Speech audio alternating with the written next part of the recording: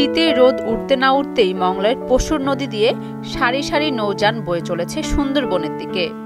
দেশের নানা প্রান্ত থেকে আসা পর্যটকরা ছুটে যাচ্ছেন বাঘ, হরিণ আর প্রকৃতির অপরূপ সৌন্দর্য উপভোগ করতে।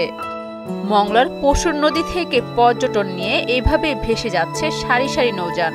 কখনো সাগরের ঢেউ, আবার কখনো সুন্দরবনের বাঘ, হরিণ সহ প্রকৃতির সাথে মিশে যাওয়া। শীতের শুরুতে ব্যস্ত হয়ে উঠেছে পুরো অঞ্চল। আমি সুন্দরবনে আগে কাজ করতাম। সুন্দরবনে যেমন কাঠ, গোলপাতা, মধু এগুলো সংগ্রহ করতাম, মাছ ধরতাম। তো সেগুলো থেকে আমরা বেরিয়ে এসেছি, একটা সুন্দর একটা পরিবেশ তৈরি করে দিচ্ছে এই রিসোর্ট গুলো আসায়। ঢাংমারি নদীর পাশ ঘেঁষেই গড়ে উঠেছে 15 থেকে 20টি ইকো রিসোর্ট। আধুনিক সুযোগ সুবিধা, নান্দনিক পরিবেশ আর নির্ভুতে সবুজে থাকার আকর্ষণ এসব রিসোর্টে ভিড় বাড়ছে প্রতিদিন। ঘুরছে পর্যটন কেন্দ্রিক অর্থনীতির চাকা। আমি এই সুন্দর ইকো রিসোর্টে এখানে আমি নাইট ডিউটি করি এবং যে গেস্ট যারা আসে ওনাকে নিয়ে আমি নৌকোয় ঘুরোই এবং ওরা এতে খুব শান্তি পায়। আমরা শিক্ষিত যুবক যারা ছিলাম তাদেরকে আমাদের অঞ্চলে কোনো কাজ নেই, যার কারণে আমাদেরকে সুন্দরবনের উপর নির্ভর করে চলতে হয়েছে। সুন্দরবনে যাতে আমাদের অনেক ঝুঁকি, যেমন বাঘ, কুমির, তারপরেও আমাদেরকে সুন্দরবনে যাইতে হয়েছে।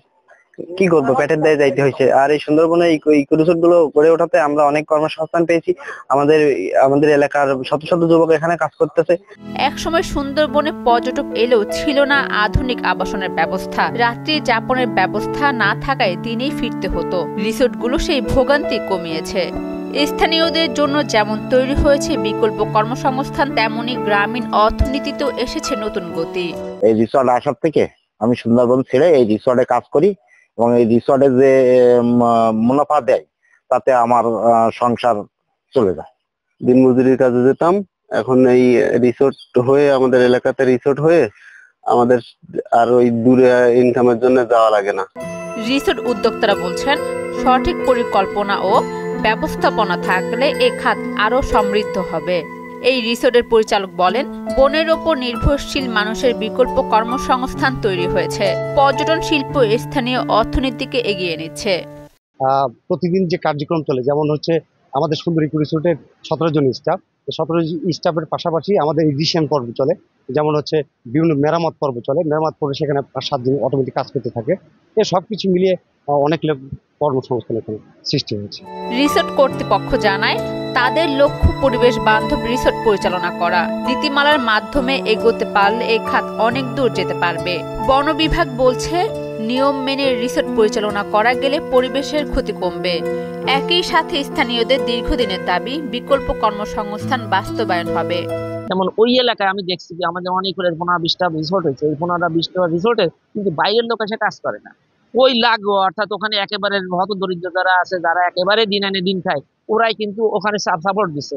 তো ওই সাপোর্টটা দিয়েতে আমরা যে কাজটা করতে চাই বিকল্প কর্মসংস্থান, অর্থাৎ মানে বনের পরে যে সমস্ত মধু, মাছ সংগ্রহ বা এই যে সমস্ত বনে প্রবেশ করতে অবৈধভাবে বা বৈধভাবে, তারা এর পরে বিকল্প কর্মসংস্থান হইলে তারা বহির্মুখ হয়ে যাবে, বনের ভিতরে প্রবেশ করবে না।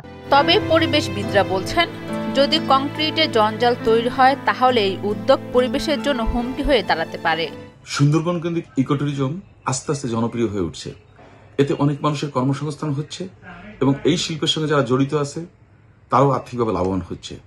কিন্তু একটা জিনিস খেয়াল রাখতে হবে, এই পর্যটন শিল্পকে আমাদেরকে বিকশিত করতে হলে এখানে কোনো অবস্থায় যেন কংক্রিটের জঙ্গল তৈরি না হয়। সঠিক পরিকল্পনা, পরিবেশ বান্ধব নীতি ও কার্যকর মনিটরিং থাকলে সুন্দরবনের ইকো ট্যুরিজম দেশের পর্যটন শিল্পকে বড় অবদান রাখতে পারে, বাড়াতে পারে রাজস্ব আয়ও। অরিন সুলতানা, মোহনা ডিজিটাল।